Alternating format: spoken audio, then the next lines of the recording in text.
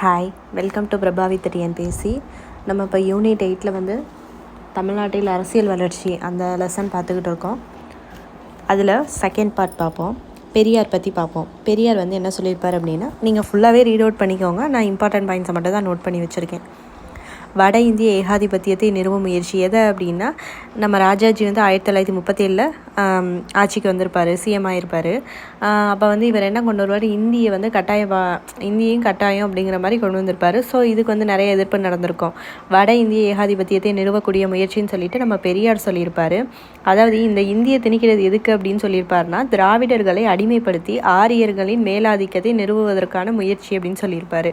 அடுத்து பார்த்திங்கன்னா, நம்ம பெரியார் வந்து 15 வருஷத்தில் 23 தடவை சிறை சென்றிருப்பார். சிறை பறவை அப்படின்னே அவருக்கு ஒரு பேர் இருக்குது. அடுத்து 1938 சிறையில் இருக்கும்போது அவர் நீதி கட்சியோட தலைவராக தேர்ந்தெடுக்கப்படுறாரு. அடுத்து இவர் 1925 சுயமரியாதை இயக்கம்னு ஒரு இயக்கத்தை ஸ்டார்ட் பண்ணியிருப்பார்.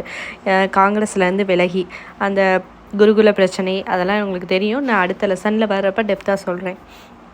ஸோ அந்த சுயமரியாதை இயக்கம் 3 மாநாடு நடந்திருக்கும். அந்த 3 மாநாடை பார்த்துக்கோங்க. அது புக்கில் இல்லை, அது நான் வந்து நெட்டில் ரெஃபர் பண்ணி தான் இங்கே எழுதியிருக்கேன். ஸோ பார்த்துக்கோங்க, கேட்குறக்கு சான்ஸ் இருக்குது. செங்கல்பட்டு மாநாடு, 2வது ஈரோடு, 3வது விருதுநகர்.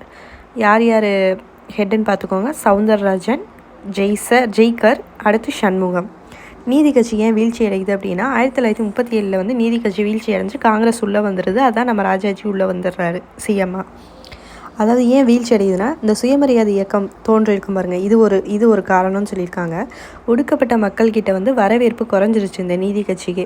அது மாதிரி என்ன நினச்சாங்கன்னா, மக்கள் வந்து உங்களுக்கு ஆங்கிலேயரோட ஆதரவு அவங்களுக்கு இருக்கோ அப்படிங்கிற மாதிரி நினச்சி அது ஒரு ப்ராப்ளம்னாலேயே நீதி கட்சி வீழ்ச்சி அடைஞ்சிருச்சு.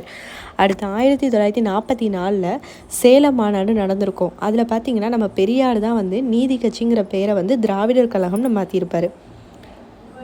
திராவிட நாடு திராவிடர்களுக்கே அப்படின்னு சொன்னவரும் நம்ம பெரியார் தான். ஸோ நெக்ஸ்ட் பார்ட்டில் நெக்ஸ்ட்